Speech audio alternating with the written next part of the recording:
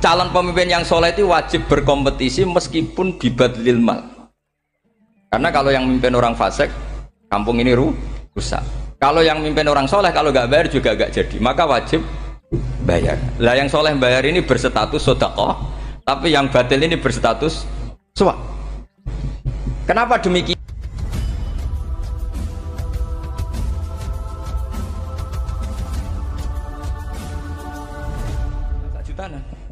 Sekarang saya tanya di KPPS atau di mana-mana saksi pemilu itu dibayar enggak?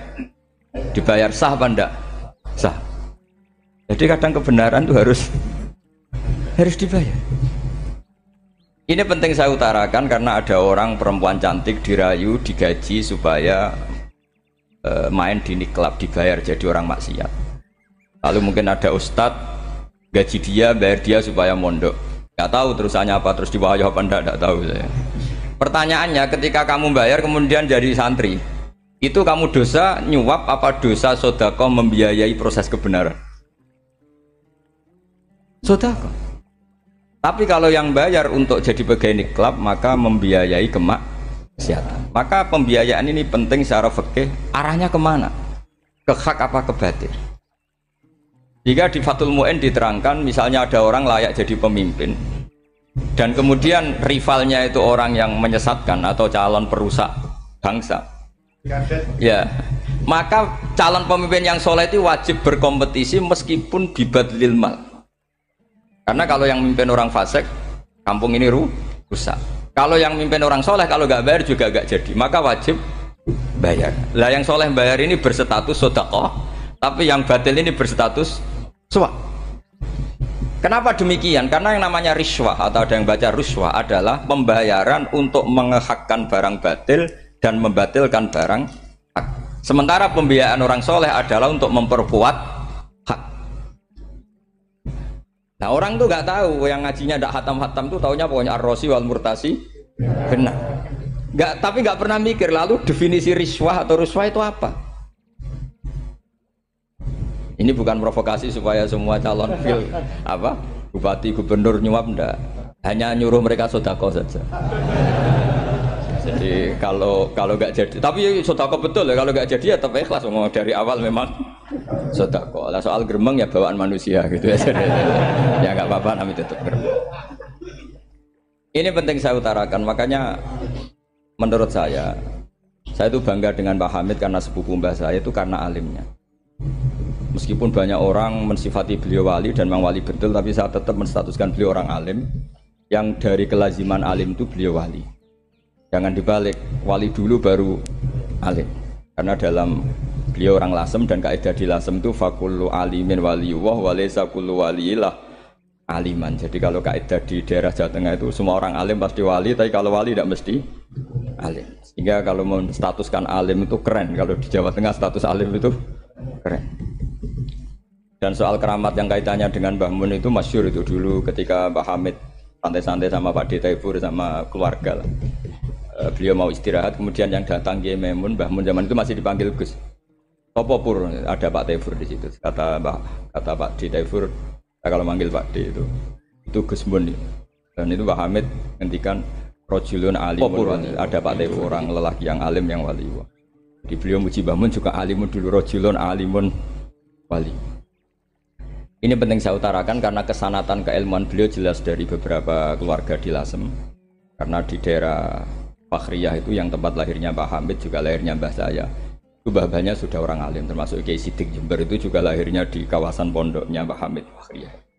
Dan Kiai Sidik punya anak yang namanya Ahmad Sidik yang jadi Rois Am yang sekarang ada Gus Firjon macam-macam, itu semuanya juga keluarga Lasem. Nah saya cerita keluarga ini penting bukan karena tafakhur atau tabai, bukan, karena Allah itu membuat satu tradisi besar memang lewat dzurriyyah. Sehingga Allah ngendikan misalnya ulaikal ladzina an'ama Allahu 'alaihim minan nabiyyin min dzurriyyati Adam wa mimman hamalna ma'anu wa min dzurriyyati Ibrahim wa Israila wa mimman hadaina wastabaina. Karena tanpa dzurriyyah itu enggak ada tradisi, enggak ada kultur. Misalnya saya menjadi hafal Quran, dulu bapak saya itu tiap zaman Pak Hamid masih sugeng, yang semaan di sini itu pasti bapak saya, namanya Kiai Haji Nur Salim. Kadang diajak baca Quran di kamarnya Kiai Hamid. Karena kalau bapak saya itu mantu ponaan sama Mbah Hamid. Itu dulu bapak saya memotivasi saya supaya hafal Quran itu gini, kowe kudu hafal Quran. Nak kowe hafal Quran, iku kepaten obor. Kok anak merapal luwe duwe alasan. Jadi kalau ada Gus tidak alim itu mesti salah bapaknya. Karena kalau bapaknya bisa baca wahab, anaknya mau baca primbon tuh malu. Tapi kalau bapaknya sudah bacanya WA, anaknya jadi primbon. Era cucu sudah dukun. Era cucu sudah kayak Dimas Kanjeng, nanti itu pasti itu. Karena nggak ada rasa malunya. Tapi kalau bapaknya alim, baca wahab misalnya, juga qanaah, anaknya juga itu figurnya. Cucunya juga gitu figurnya. Makanya disebut dzurriyatam ba'duha min ba'd. Ini penting. Dulu Mbah Mun itu sering ngijazahi saya itu persis ijazahnya bapak, ijazahnya Mbah Hamid. Kalau punya amplop itu ya dibeda-bedakan, ini amplop dari tamu, ini dari pejabat, ini dari orang fakir. Jika penggunaannya juga sesuai itu, tidak serampangan. Karena dianggap amanat. Kalau kita salah tasarruf maka menjadi hisab. Kalau sekarang enggak, salah dikumpulkan.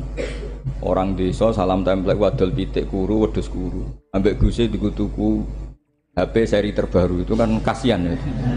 Padahal sing salam template itu ibunya kerja di Malaysia. Mungkin gelantungan ngecat tembok di Malaysia. Hasil salam template digugus tuku HP terbaru itu kan enggak imbang. Nah tuku tasbih kan sumbut. Ini bukan nyindir tapi ngamuk. Jadi ini penting karena semuanya itu ada hisabnya. Walatus alunna yauma idzin anin naim. Karena tradisi ini harus kita teruskan ala qadril istithaq. Karena itu nanti yang mengawal ilmu. Kemudian termasuk tradisi mengakui santri goblok, ini penting. Itu enggak ada santri sebarokah santri goblok. Makanya dulu Mbah Mun, Mbah Hamid, Kiai alim itu kalau sama santri goblok ya tidak benci. Enggak kayak sekarang semua orang bikin sekolah unggulan. Sekolah unggulan itu kritik saya hanya memproduksi orang-orang yang nantinya mendapat. Kalau kamu punya santri hafal Quran, nanti hadiahnya umroh, tanglanya umroh, santri pinter hadiahnya beasiswa. Tapi hubungannya sama negara itu mendapat. Sementara santri yang goblok hidup di pedalaman Kalimantan, karena di sana belum ada masjid, bikin masjid dia. Sebagian hartanya dipakai masjid, sebagian hartanya dipakai bangun masjid. Ini yang goblok pendiri masjid, yang pinter pengajian di masjid dibisarahi uang kas masjid. Artinya gini, ya kalau halalnya halal, tapi kita mbok yoroh hikmahnya orang-orang goblok itu. Supaya kita tetap ngaji, Rabbana ma khalaqta hadza batila. Semua ini ada gunanya. Subhanaka ma khalaqta. Jadi semua ini ada gunanya. Maka bagi santri-santri yang goblok, tolong nanti saya di-Fatihai karena saya ini pembela Anda. Lo yang ngomong biar saya, karena saya terkenal santri pinter. Kalau yang ngomong sampean goblok kan nggak ada yang percaya. Oh, padune podo gobloknya kan gitu. Yang ngomong harus saya. Saya itu niru Rasulullah Shallallahu Alaihi Wasallam. Nabi itu kalau ada santri serabakat pinter itu diwaris sak surat usung nang mulai pinter. Banyak itu. Balighu anni walau ayah, ada sahabat ngaji hanya diajari idza zulzilatil ardu, sudah kamu pulang, sudah pinter. Karena betul. Sekarang coba diangen-angen, ada santri alim alamah, mungkin bakasnya furu'iyah, gimana hukumnya Jumatan jumlahnya itu 40 kurang atau 40 pas imam. Kemudian ada yang batal satu, hukumnya gimana? Dia mikir furu'iyah. Sementara yang goblok, dia di desa tertinggal gak ada masjid. Piye caranya dia masjid? Ini bikin aslul ibadah, yang sini sudah khilaf tentang yang gak penting. Jadi orang goblok kadang lebih keren. Akhirnya apa? Duriannya yang goblok nanti jadi orang alim alama ngekholi wong goblok karena pendirinya biasanya orang pati pinter. Itulah Allah Subhanahu wa taala. Ada bikin sesuatu itu sia-sia. Nah, saya ini korban ilmu itu. Akhirnya santri saya banyak yang enggak jelas. Ya, tapi ya saya terima saja. Saya santri itu macam-macam. Ada yang profesor, ada yang doktor, ada yang goblok, ada yang baru tobat kemarin, ada yang Cina lagi seneng ahli sunnah wal jamaah, macam-macam. Semuanya ngaji sama saya. Karena saya tetap berkeyakinan Rabbana ma khalaqta hadza batil. Ini penting saya utarakan karena khazanah kita ini jangan digerus oleh orang yang tidak bertanggung jawab. Pernah ada di hadis Muslim, ini cerita di Sahih Muslim. Ada seseorang sedang sujud, kemudian diinjek oleh orang fasik. Saya ulang lagi, diinjek. Rokobahnya, yang diinjek itu rokobahnya. Lehernya itu diinjek sama orang fasik. Kemudian si yang sujud tadi bersumpah, wallahi la yaghfiru wallahu lak. Demi Allah, Allah tidak akan mengampuni kamu. Itu Allah kemudian mewahyukan sama Nabi di zamannya. Wahyunya adalah mangdalladzi yata'alla alayya alla aghfira li fulan. Laqad ghafartu dzunuba wa ahbattu amalak. Siapa yang mencantut namaku dengan menstatuskan saya tidak bisa memberi maaf. Sungguh orang itu saya maafkan dan yang ahli ibadah amalnya tak cabut semua, tak hapus semua. Karena Allah tuh nggak boleh distatuskan sesuai keinginan kita. Kita sedang soleh terus mengatakan orang lain tidak soleh, Allah tidak akan ngampuni. Ngampuni tidak, itu wilayahnya Allah dan Allah yaf'alu ma yasha. Dan Allah berkali-kali memaklumatkan dirinya yaghfiru liman yasha wa yu'adzibu man yasha. Tapi ini kubu sebelah nyifati Allah hanya wa yu'adzibu, kubu sebelah kan gitu. Tidak pernah kalau Allah disifati yaghfir. Bagaimana Allah gak tersinggung? Allah selalu distatuskan yu'adzib. Kira-kira kalau Allah kan gini, saya ini bisa u'adzib, bisa aghfir, kenapa status saya tinggal yu'adzib? Ini ngaji di mana? Khatam enggak kan gitu. Makanya resikonya ahli sunnah itu masyhur tuh Pak Hamid Pasuruan. Tamu macam-macam diterima. Ketika orang benci Golkar itu ada tamu dari Golkar juga diterima. Ketika orang nggak mau diberi hadiah oleh orang Golkar, Pak Hamid ya diterima. Bilang ke bapak, mengaku lomo wae nur, duit enggak ana gunane dhewe. Sing marai rawan hisab itu kan kamu dapat uang nggak jelas kemudian kamu pakai pribadi. Kalau orang-orang soleh kan nggak pernah dipakai, kan aman saja. Loh, dihisab apanya? Wong hanya pralon. Kalau istilahnya Mbah Hamid itu pralon. Datang diberikan orang lagi, datang diberikan. Kalau kena kamu kan hisab. Terus kamu nyate makan wareg glegeken. Nah, itu uangnya nggak jelas dipakai nyate glegeken ya mesti hisab. Kalau nggak jelas ya disedekahkan. Kalau ingin bebas apa? Bisa. Tapi kalau sering sedekah biasanya nggak bebas dari miskin. Tapi kalau kamu wali kan tetap kayak Pak Hamid itu masyhur bisa kok. Tapi kan nggak jadi miskin. Kamu nggak terkenal sakok tapi miskin. Ini nggak wali. Ini penting. Jadi kebanyakan orang ekstrim karena mensifati Allah Taala itu hanya dengan status yu'adzib, tidak dengan status yaghfir. Dan itu mereka harus ngaji lagi. Kurang apanya Rasulullah SAW? Nabi sebagai manusia benci sekali sama pembunuh Hamzah karena qatilu ahabbin nasi ila Rasulillah. Itu sama Wahsy. Siapa yang nggak tahu Wahsy? Qatala ahabban nas ila Rasulillah, itu qatala Hamzah. Dan ketika Nabi nyuwun sewu maksud no Wahsy, Allah malah nurkan ayat laisa laka minal amri syai'un aw yatuba alaihim. Ada pilihannya aw yatuba alaihim. Apa yang terjadi? Justru Allah mentobati Wahsy. Memaafkan Wahsy, mentobati Wahsy. Ada sahabat yang dipuji Nabi Hamamatul Masjid, akhirnya su'ul khotimah. Kita tahu ceritanya siapa? Sa'labah. Makanya kata Mbah Mun sering cerita ke saya. Banyak orang darani saya itu tidak jelas, kata Mbah Mun, karena saya sama siapa saja baik, sehingga banyak yang nuduh saya itu tidak jelas. Kata beliau, ulama paling jelas ya saya ini, karena masih orisinil, kata beliau. Tapi pakai bahasa Jawa, karena tadi Mbak Idris bilang ada yang MA ya, Madura asli tadi, makanya saya terpaksa bahasa Indonesia tadi. Kata Mbah Mun, ulama paling jelas ya saya, karena saya menyikapi siapa saja baik, karena di hati saya hanya membaca laisa laka minal amri syai'un aw yatuba alaihim aw yu'adziba. Kenapa kamu memvonis si buruk? Bisa saja nanti baik. Yang sedang baik bisa saja nanti bu. Kalau nasib seseorang nggak jelas, kenapa kamu sikapnya jelas? Nah, ini orang-orang nggak ngaji itu memaksa orang lain jelas. Ini kubu sebelah pasti salah, ini pasti benar. Oh manusia kok dipasti-pastikan gimana? Kita ini tidak nabi. Kalau nabi maksum pasti benar. Kalau sampean apa? Maksum bisa. Jadi ketidakjelasan para ulama ini berdasar konstitusi tadi bahwa itu wilayahnya Allah. Ini penting saya utarakan. Jadi penting sekali. Jadi orang yang sedang fasik sekarang bisa saja nanti tobat. Yang sedang sekarang soleh bisa saja nanti masalah. Hingga Rasulullah tetap mengajarkan ya muqallibal qulub tsabbit qalbi ala dinik. Jadi kalau ngaji itu khatam. Khatam itu begini misalnya ya. Saya pernah ngaji Ihya, belajar Ihya khatam. Bahkan saya punya takrirannya berdasar kitab Ithaf, sarahnya Ihya. Kalau ingin tahu sanadnya sarah Ihya, ya misalnya Gus Idris ini, oleh Idris ngaji Mbah Hamid Pasuruan, ngaji Mbah Dimyati. Mbah Dimyati ini ngaji sama kakaknya Kiai Mahfud Termas. Kiai Mahfud ngaji sama abahnya Kiai Abdullah. Kiai Abdullah ngaji sama abahnya Kiai Abdul Manan. Kiai Abdul Manan ini mulazim terhadap Sayyid Murtado Az-Zabidi. Jadi kalau santri Salafiyah ini ya kira-kira tokoh Sabiah. Karena Mbak Idris Sadisa ya kira-kira sampean itu dari pengarang Ithaf itu baru tokoh berapa? Sabiah, masih keren. Turun pitu. Masih kaya lah. Lah kamu kok miskin? Turun ke 8 katanya kan. Jadi nanti kalau masih keren. Itu sampean ngaji kitab kalau khatam, saya ulang lagi kalau khatam. Itu memang ada bab-bab di mana ulama itu harus tegas, harus tafrik bainal haqqi wa bainal batil. Oke, itu bagus. Mana yang hak, mana yang batil kita bedakan. Di bab itu bagus. Tapi kalau nanti kamu ngaji bab tawadhu, lihat di Bidayatul Hidayah atau di semua kitab tasawuf, bab tawadhu itu, kalau melihat kamu orang kafir, kamu melihat orang apa? Kafir. Ini aso ma'akufri, ini maksiat wajar dia kafir. Saya ini muslim kok maksiat. Fadham bi akbah, maka dosa saya lebih buruk. Melihat orang tua, mesti hada aksaru ibadatan. Ini lebih tua, pasti ibadahnya lebih banyak. Nanti kalau melihat anak kecil, hada azharu minni sinnan, pasti maksiatnya banyak saya. Jika terus evaluasi gitu, sehingga nggak pernah takabur.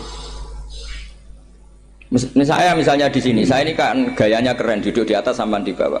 Gayanya tok, hakikatnya sampai lebih sombong karena memerintahkan saya.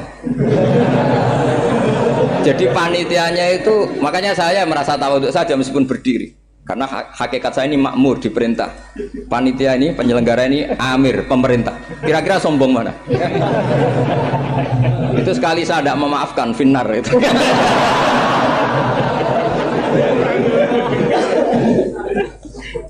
Tapi insya Allah tak maafkan. Iya masih insya Allah. Jadi ini penting. Jadi mbok ya orang-orang yang ekstrim tuh mikir keinginan Rasulullah SAW itu umatnya meninggal dalam keadaan baik. Makanya benar tadi, notulen tadi, kalau doa, kalau ingin mandi itu memang harus ada jadabnya. Tapi yang asli loh ya, jangan gaya-gayanan. Ya asli betul, yang nggak khilaf memang asli. Itu ada seorang wali doa di depan Nabi itu begini, ya Allah saya harus jadi orang soleh. Allah diharus-haruskan itu kan nggak sopan ya. Ya Allah saya ini harus jadi orang soleh. Kenapa? Sekali saya soleh maka surroh habibu, yang senang kekasihmu. Sekali saya fasik maka yang senang musuhmu, yaitu iblis. Tinggal jenengan milih mana, nyenangkan kekasihmu apa nyenangkan musuhmu. Akhirnya dapat aku ya sudah soleh aja soleh, ini kok doa kok neror orang ini. Kira-kira gitu. Jadi ya Allah saya harus jadi orang soleh. Kalau saya jadi orang soleh surroh habibuk, yang seneng kekasihmu. Kalau saya jadi orang fasik yang seneng musuhmu. Sedangkan tinggal milih saja, menyenangkan kekasihmu apa menyenangkan musuhmu. Kira-kira Allah seneng mana? Seneng menyenangkan. Wah itu doa paling mustajab. Tapi syaratnya harus anti bikolbin dan dari ijazah nggak mandi, itu ijazah nggak mandi. Maka ini tidak saya ijazahkan. Nanti kalau kamu ngalami isak sendiri, ngalami wujdi sendiri, terus ngalami itu, insya Allah makbul. Ini mau gaya-gaya nan copy paste nggak diterima itu. Jadi wali-wali dulu itu kalau berdoa itu sederhana, tapi dari hati yang paling dalam. Makanya Nabi Musa itu terkenal, orang paling seenaknya sendiri dan Nabi Musa hubungannya dengan Allah. Tapi sama Allah dimaafkan karena orisinil, tidak bikin-bikin. Rasulullah juga itu, kalau sudah marah itu doanya gitu. Cuma celakanya ditiru Nira Warisman dulu itu. Nabi itu ketika perang Badar itu jelas kalah, nggak mungkin menang, sudah jelas kalah. Nabi hanya 313, orang kafir 1000 dengan perlengkapan apa? Sudah lengkap semua. Setelah perang dilihat itu jelas kalah. Seri awal yang memang kalah betul. Doanya Nabi apa? Allahumma intuhlik hadil isobah lam tu'bad badal ya. Ampun Gusti, silahkan bikin kalah, tapi ra ono sing roh jenengan pangeran. Mohon lahiran jenengan dadi pangeran, ora ono sing roh. Enggak ada ibadah. Intuhlik hadil isobah lam tu'bad badal ya. Kalau engkau menghancurkan kelompok saya ini, jenengan sebagai Tuhan tidak ada yang nyembah lagi. Karena yang nyembah tinggal kelompok kita. Tapi yang ngendikan Nabi, kalau kamu niru tidak bisa.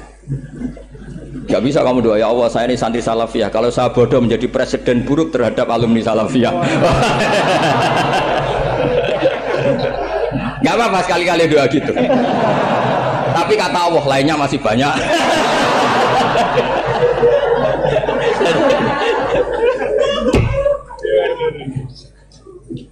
Tapi itu syaratnya tadi harus ada al-wujdi wasima. Jadi makanya Imam Ghazali punya kitab al-wujdi wasima. Karena ada masrob, ada syarab. Jadi wali ngikuti para nabi itu ada masrob, ada syarab. Sehingga perasaannya itu beda.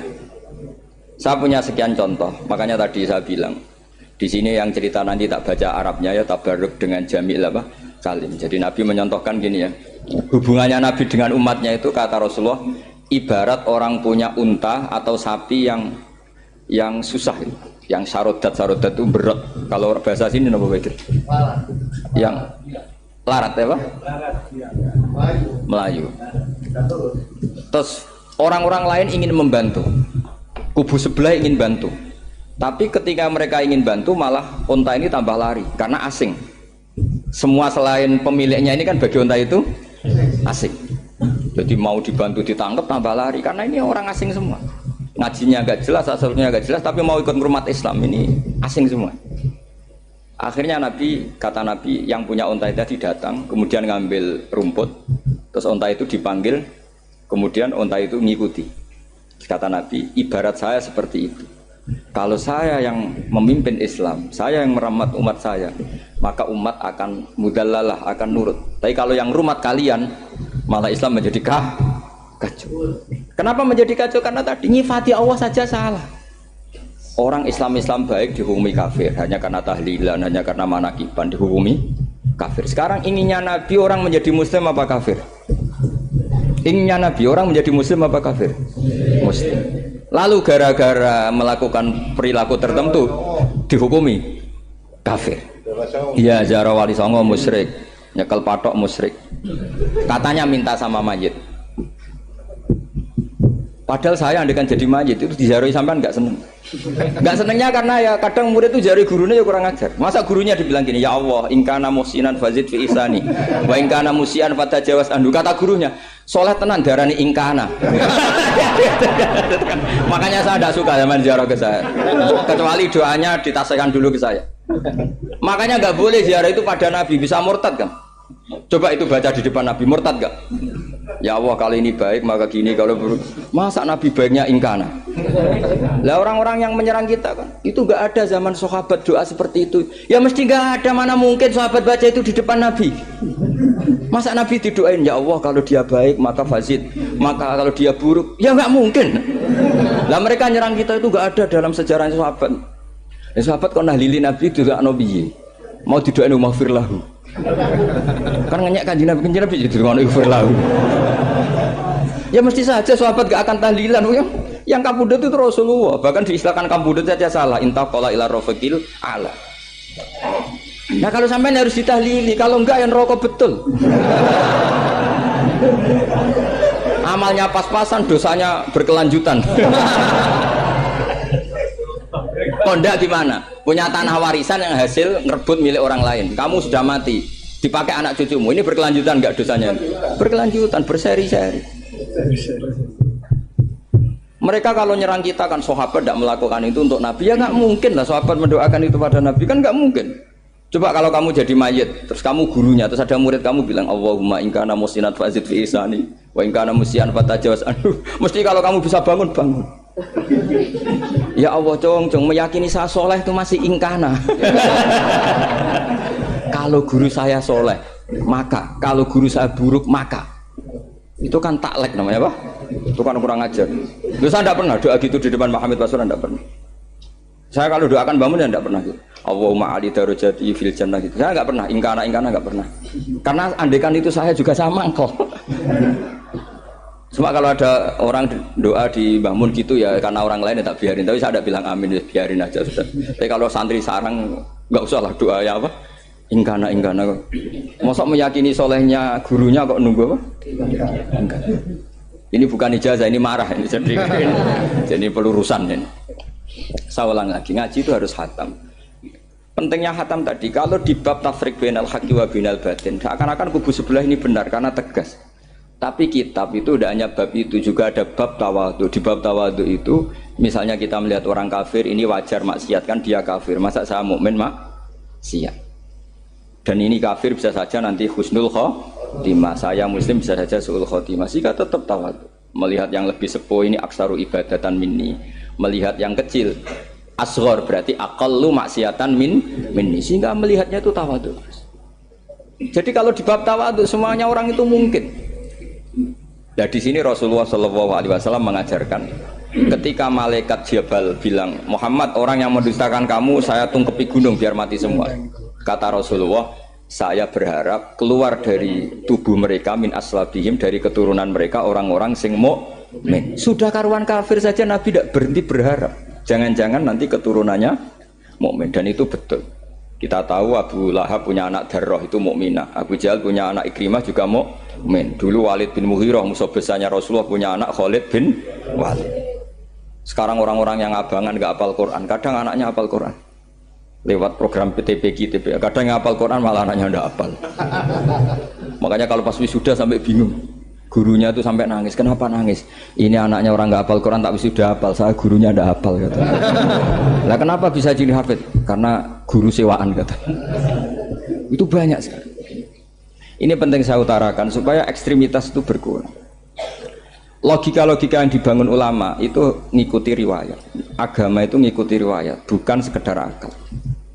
Saya punya contoh ketika kitab Ihya menutup kitabnya, yaitu Imam Ghazali.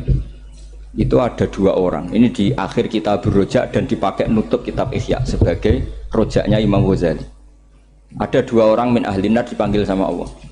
Ini sekaligus ijazah. Kali ini ijazah betul. Yang dipanggil di ke surga itu masih muqayyad dan biangkalil jahim, masih muqayyad, masih dibelenggu sama atribut neraka. Terus sama Allah ditanya, piye jong kabarin rokok? Wah syarra makanan Gusti mun rokok jenengan takokno sekarang ra enak jen. Terus kata Allah, ya sudah kamu kembali ke sana karena kamu memang orang fasik. Itu lari, semangat mau ke neraka. Ini ijazah. Semangat disuruh kembali ke neraka itu semangat lari. Allah tanya, "Loh, Cung, kenapa kamu semangat?" Ya Allah, saya ini sudah kapok. Dulu ketika di dunia kamu perintah, engkau perintah, saya tidak semangat. Maka kali ini jenengan perintah, saya semangat. Karena saya sudah kapok. Setiap engkau perintah, saya ada lari semangat ke neraka. Nah, barokahnya semangat masuk neraka ini, kata Allah, ya sudah kamu di surga saja. Maka ijazah nanti kalau ada pengumuman silahkan masuk neraka, kamu harus lari sekencang-kencang. Karena itu perintah Allah apa? Yang ketika kita di dunia kalau diperintah males-malesan. Kalau kamu diperintah sholat subuh jamaah kan males-malesan. Dan itu menjadi kita masuk neraka. Sebagai kafarah itu ya Allah, karena ini perintah engkau, saya tidak males-malesan lagi. Wes membalikin rokok, lari semangat. Allah akhirnya haru, dimaafkan. Panggil lagi, sudah di surga saja. Barokahnya semangat masuk neraka. Nah, ini ijazah ini. Ya diterima ya. Kok enggak semangat terima ya. Yang kedua enggak. Sudah kamu kembali ke neraka, pelengahan gitu. Enggak semangat. Allah dilihat terus enggak semangat. Kenapa kamu tolah-toleh ya Allah? Saya tidak pernah ngira ketika engkau manggil saya ke surga, kemudian engkau kembalikan lagi ke neraka. Ya sudah di surga saja, barokahnya husnudzon. Jadi ini ijazah, kamu milih dua itu, milih yang mana terserah. Artinya apa? Logika kamu itu tidak mesti masuk apa yang dilakukan oleh Allah Subhanahu wa Ta'ala. Itu logika kamu kan tidak masuk, tapi Allah yaf'alu ma yasha. Ini penting saya utarakan. Nah tapi orang-orang ekstrim itu maunya nyifati Allah hanya status yu'adzib, yantakim, Jabbar, Qahar. Sifatnya Allah Ta'ala itu 99. Kenapa apa kamu hanya satu? Jadi tetap saja menghadapi fenomena seperti ini tetap laisa laka minal amri syai'un aw yatuba alaihim aw yu'adzib. Sehingga setahu saya Mbah Mun, Mbah Hamid Pasuruan, guru-guru kita, habaib yang alim-alim itu melihat tamu macam-macam ya dilayani semua. Karena ini ngadepi fenomena sosial yang semuanya tidak jelas. Kalau nggak jelas apa? Ya kita bisanya berharap karena afdolul ibadah itu intidharul farad. Kalau belum Islam sekarang kita harapkan nanti. Kalau bapaknya enggak kita harapkan anaknya. Kalau anaknya belum kita harapkan cucunya. Karena agama ini limangka nayarjuwa hawal yaumal akhir. Agama ini bagi yang terus berpengharapan, bukan bagi yang putus asa. Ini yang penting saya utarakan. Jadi apalagi Allah sudah punya rencana tadi, yang goblok-goblok di pedalaman Dayak bikin masjid, yang pinter-pinter ramen lomba untuk sangu, untuk umroh. Kira-kira memberi sama mendapat pahalanya keren mana? Memberi. Tapi tidak usah jadi goblok. Goblok tidak usah direncanakan, sudah terjadi. Jadi makanya saya bela karena sudah terjadi gitu. Tapi tidak usah direncanakan. Nanti terus wah goblok aja cara Gus Bak gak apa-apa ndak. Sudah kadung ini cuma kita itu iman ya. Jadi karena yang pinter itu yang jumlahnya tidak banyak. Ini kita bully saja. Karena kamu bully pun tetap mulia kan orang pinter ini. Tapi kalau orang goblok gak dibela habis dia. Yang pinter buat dikritik kayak apa kan tetap mulia kan. Lah yang muji sudah banyak saya ngeritik saja lah. Ini tidak akan jatuh. Tapi yang goblok ini kan nggak ada yang bela. Saya sebagai umatnya Rasulullah, pecinta umat Rasulullah tak bela, tenang saja. Ada hikmahnya apa? Hikmahnya orang goblok.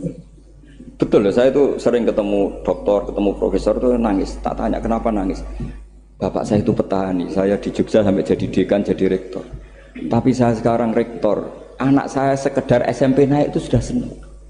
Nggak dengar kabar ketangkep BNN sudah senang. Padahal saya ini ahli metodologi. Ternyata pinter bapak saya. Karena bapaknya tadi hanya petani bisa menjadikan anaknya profesor. Tapi profesor tidak mesti bisa jadi. Anak saya naik SMP aja sudah senang. Karena Allah ingin membuktikan pinter kamu itu tidak ada artinya di depan iradatullah. Di depan apa? Iradatullah. Supaya orang tunduk. Lu coba yang jadi ulama tabi'in itu rata-rata abnaul mawali. Anaknya budak yang dimerdekakan. Karena Allah seperti itu. Ada yang tokoh yang tadi zuriyatam ba'duha min ba'd, itu harus kita jaga.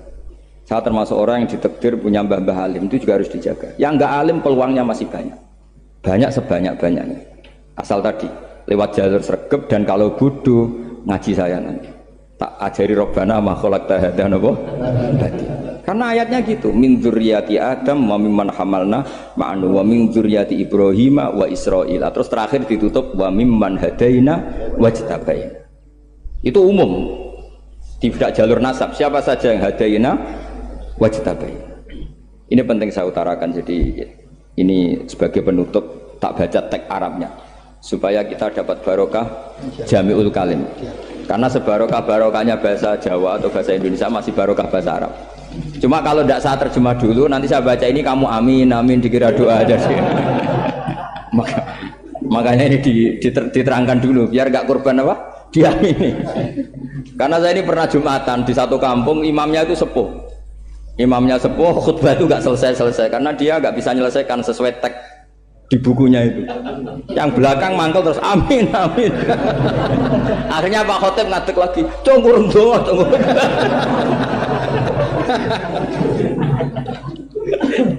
Ya ini masih teks Arab lah, yang belakang sudah apa? Amin amin kan. Ya saya baca. Yang disimak Bismillahirrahmanirrahim. Wa ruwiya anna Arabiyan ja'ahu yatlubu min Husay'an fa'atahu. Sumaqala ahsantu ilaika. Dikasih sesuatu ya tadi saya contohkan, misalnya dikasih hanya 10.000. Qala al-Arabiyullah wala ajmalta, kamu ya belum berbuat baik. Faghadibal muslimun wa qamu ilaihi. Orang-orang Islam marah besar karena Nabi dikomentari la ajmalta, kamu tidak orang baik. Fa asyara ilaihim an kuffu. Kata Nabi jangan kamu pukulin. Kalau di Madura sudah tuntas tuh kena celurit itu kalau. Sumakomak kalau di MA ada dia di Madura asli tadi ya. Sudah tuntas. Sumakoma wa dakhala manzilahu. Setelah itu terus arsala ilahi sallallahu alaihi wasallam wa zadahu syai'an. Kemudian Nabi menyuruh dia, ayo masuk rumah terus ditambahi. Faqala ahsantu ilaika qala na'am fajazakallahu min ahlin wa asyiratin khairan. Setelah ditambah banyak sama Nabi, saya sudah baik sama kamu. Wah, baik kalau sekarang baik. Itu mengatakan baik karena ditambah uang loh. Bukan karena dari nuraninya, karena ditambah uang, ditambah duit. Amplopane ditambahin. Faqala lahu Nabi sallallahu alaihi wasallam, innaka qulta ma qulta wa fi nafsi ashabi min dzalika syai'un.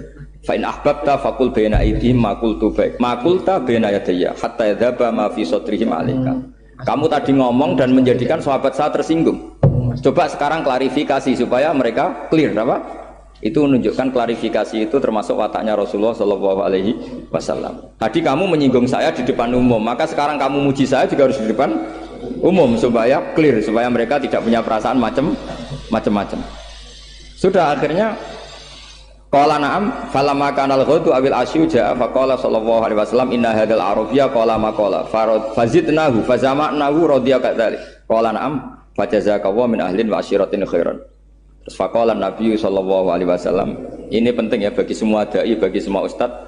masali wa masalu hada masalu rajulin lahu naqatun syaraddat alaihi fattaba'an nasu atau fa'atba'ahan nasu falam yaziduha illa nufuran fanadahum sahibuha khallu baini wa baina naqati fa inni arfaqu biha minkum.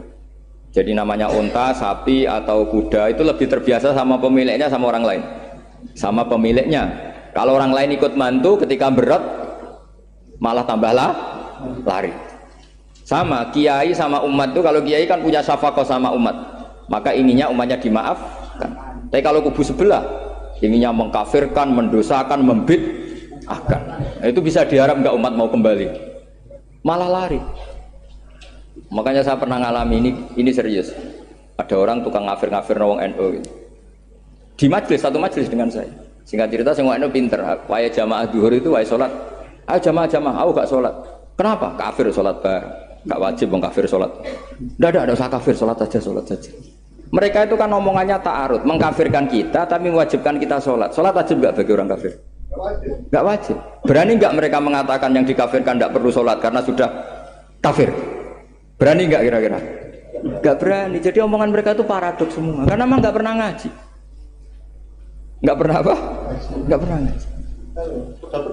Ngajinya betul-betul. Nggak pernah khatam tadi. Ya, jadi kata Rasulullah, fa inni arfaqu biha minkum wa a'lamu. Fatawajjaha baina yadayha fa akhadha minkum mil ardi faradda hatta ja'at wastana wa shadda 'alaiha rahlaha wastawa 'alaiha. Wa inni law taraktukum kaqaulihi. Terus ya sudah seperti itu. Faradda hatta jatan terwasyad alaihi rahla wastawa alaihi wa inni law taraktukum terus itu walhasil itu terusannya hadis itu, kalau saya membiarkan dia dengan keyakinannya tadi mengkritik saya dan dia mati maka dakholan. Jadi intinya gini, senang Nabi dibayar itu sah. Senang Nabi dibayar itu sah.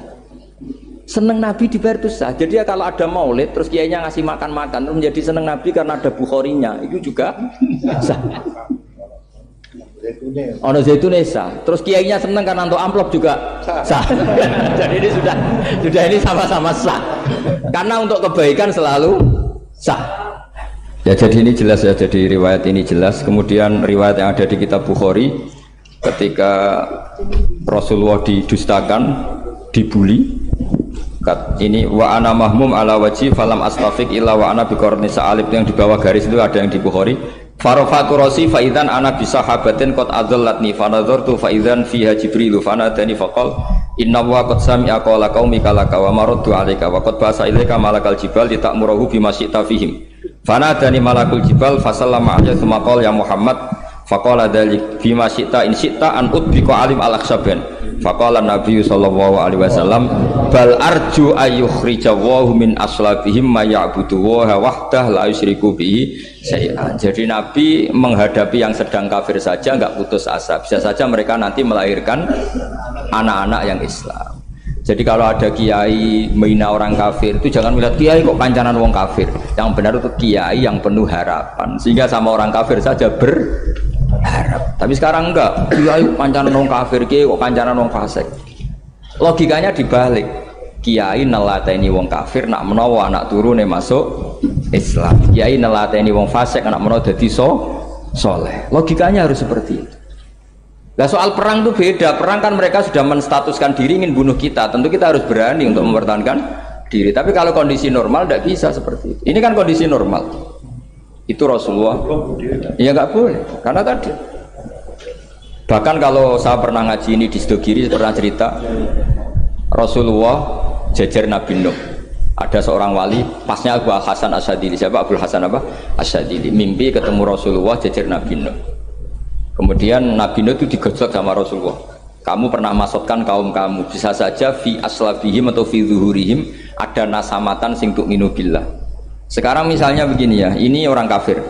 Di sini itu ada gen yang ribuan ila yaumil qiyamah. Terus bisa saja gen-gen yang sekarang masih di zuhurihim, karena kalau apa gen di lelaki diistilahkan fi zuhurihim, ini saja nasamatan tu'min.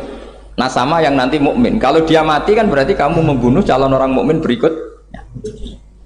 Jadi, tapi ya sama. Tapi kalau kamu bilang dibiarkan, bisa saja ini ada nasamah sing calon kafir. Berarti kamu membiarkan kekafiran. Nah di sini hebatnya Allah. Allah bikin Nabi Nuh mewakili istihad potensi kekafiran berlanjut sehingga beliau bilang wala yalidu illa fajiran kafaro. Paham ya kan Rabbil tadzar alal ardi minal kafirina dayara innaka intadzarhum yudillu ibadaka wala yalidu illa fajiran kafaro. Logika itu terwakili oleh Nabi Nuh. Logika bisa saja ini ada nasamatan untuk minubillah. Itu terwakili oleh Rasulullah bal arju ayyukhrijawahu min aslabihim may ya'buduwaha wa la yusyriku bihi syai'an. Kayak apa untungnya kita jadi umat Rasulullah sallallahu alaihi wasallam. Masalahnya nabimu gak Nabi Nuh, Nabi Muhammad. Jadi kira-kira istihad kamu ikut Nabi siapa? Kalau main hantam ya ikut Nabi Nuh. Kalau main rojak berharap Nabi Muhammad. Ya sudah, sampean ikut mana aja? Nabi Muhammad. Ini penting saya utarakan supaya apa-apa itu terukur lewat ilmu. Ya pokoknya istilah kayak Wali Songo yang tercerminkan sampai ke kita kayak Pak Hamid, karena Pak Hamid ini sanadnya secara gen sampai Sunan Bonang, di silsilah itu sampai Sunan Bonang. Saya punya catatan nasabnya Pak Hamid Pasuruan sampai Sunan Bonang, ditulis Mbah Khim itu ya, pas 40 harinya Mbah Hamid itu silsilah itu. Saya kira demikian, saya mohon maaf atas semua kesalahan. Wah, baru mulai. Ya Santi Putri itu gak usah mikir besar berat-berat, yang penting nurut suami, itu kata para suami. Tapi kalau suaminya gak layak diikuti ya diberontak saja gitu. Karena gak ada sesuatu yang luar biasa kayak perempuan. Itu kata Sayyidina Umar, pernah dia mau jalan itu dicegat sama Khawlah itu bintu Salaf. Itu sampai 3 jam. Padahal Umar sudah Amirul Mukminin. Sudah siapa? Amirul Mukminin. Tapi ketika ditanya, kenapa engkau berhenti karena orang tua ini? Kamu tahu orang tua ini siapa? Ini ketika protes itu didengar langit sab-7. Yaitu yang di ayat qad sami Allahu qaulal lati tujadiluka fi zawjiha wa tastaqi ila Allah. Jadi sing protes wong wedok ora trimo bojone, Kanjeng Nabi diprotes. Ya singkat cerita, Khawlah itu cantik. Memang contohnya harus cantik. Kalau jelek nggak bisa. Khawlah itu cantik sekali. Walhasil dia mungkin khed atau apa, lama mungkin khed. Terus suaminya datang. Aus bin Somit ini datang. Melihat istrinya pas sujud. Di semua teks riwayat fa'ajabatu ajizatuha. Makanya gambarannya harus cantik. Enggak usah diterjemah ya, fa'ajabatu ajizatuha. Singkat cerita Aus itu minta dilayani saat itu juga. Si Khawlah nggak mau karena sedang ibadah. Mbok sik mas kok dalu. Enggak kowe sekarang. Saking mangkelnya karena agak kesampaian. Ya orang lanang kan gitu, mesti kotor kalau enggak kesampaian. Terus Zuhara min dia melakukan dihar. Anti aliyah ka dhuhri ummi. Dulu dihar dalam hukum jahiliyah adalah tolak. Setelah ditihar, Aus getulnya bukan main karena Khawlah ini cantik. Makanya contohnya cantik, karena kalau gak cantik gak getun gitu. Terus kalau gak cantik juga suaminya ada kesusu gitu. Sudah tahu semua pokoknya gitu punya nada. Singkat cerita akhirnya suaminya datang ke Rasulullah. Ya Rasulullah, saya ini sangat mencintai istri saya, tapi tadi saya keterucut dihar dia. Lalu solusinya gimana? Ini karena tambahnya khas perempuan, kata Mbak Idris, ya sudah tak turut, ini khas perempuan. Kemenangan partai apa? Perempuan. Tapi tidak PSI, ini kemenangan partai perempuan. Kata Rasulullah, sementara hukumnya begitu. Kalau dihar itu biman zilatit tolak. Ya sudah, kamu nggak bisa kumpul lagi sama dia. Istrinya dikasih tahu, protes. Apa? Hukum apa-apaan itu? Diparani Rasulullah. Ini hukum tidak benar ya Rasulullah. Ya tapi setahu saya hingga detik ini saya sebagai Nabi hukumnya baru begitu. Nggak benar. Dibantah terus sama Nabi diancam gini, kalau engkau tidak bisa memutuskan tak laporkan Allah.